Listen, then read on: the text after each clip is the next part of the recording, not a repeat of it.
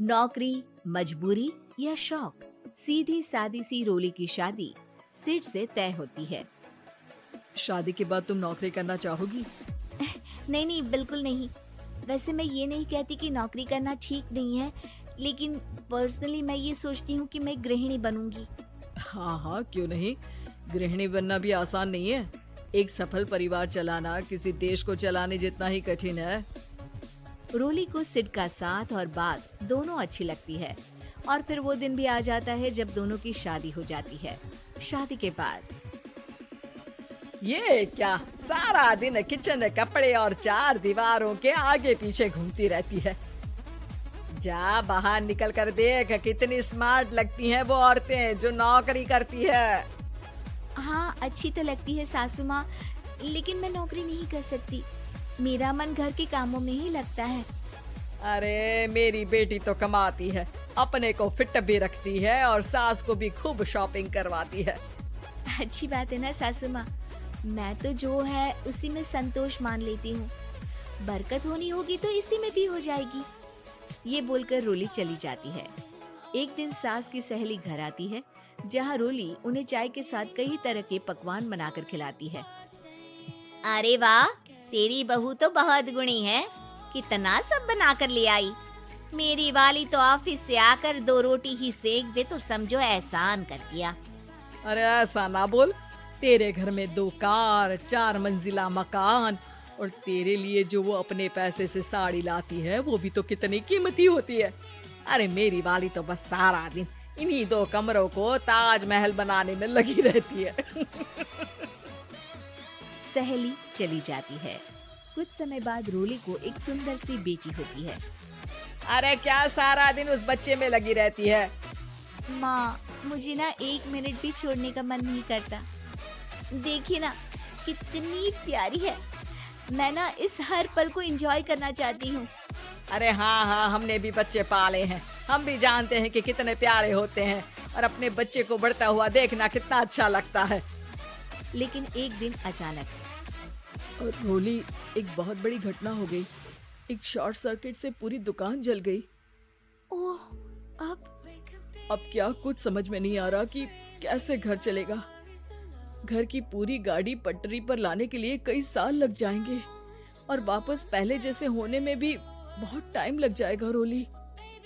रोली कुछ सोचती है, फिर अपने 3 महीने के बच्चे को देखती है और कहती है, आप कहें तो मैं नौकरी शुरू कर दूं?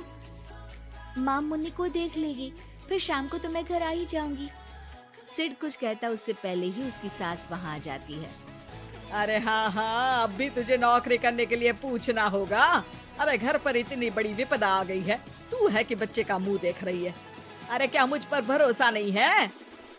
अरे नहीं नहीं माँ जी, ऐसा क्यों बोल रही हैं आप? फिर क्या था, सिड से पूछकर 3 महीने की बच्ची को रोली सास के पास छोड़कर चली जाती है। शाम को ऑफिस से आने पर अरे सारा दिन इसने तो चैन नहीं लेने दिया, बस गोदी में ले लेकर घूमती रही।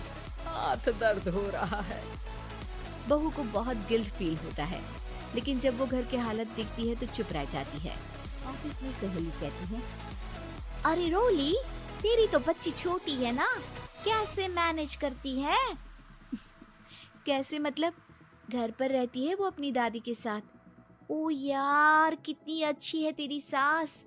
मेरी सास को जब पता चला कि मैं नौकरी ज्वाइन करने की सोच रही हूँ, वो तो सीधे अमेरिका चली गई मेरी ननद के पास।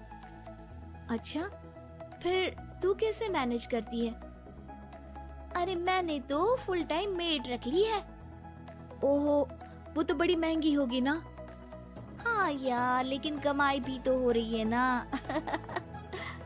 यार, मैं तो कभी अपना बच्चा इनके मम्मी पापा के पास ना छोड़ू। प्यार दुलार में खराब कर देते हैं ये दादा दादी बच्चे को। नहीं नहीं, मुझे अपनी सास पर पूरा विश्वास है। जो मेरे पति को इतनी अच्छी शिक्षा के साथ बड़ा कर सकती हैं, वो मेरी बच्ची को कभी नहीं बिगाड़ेगी।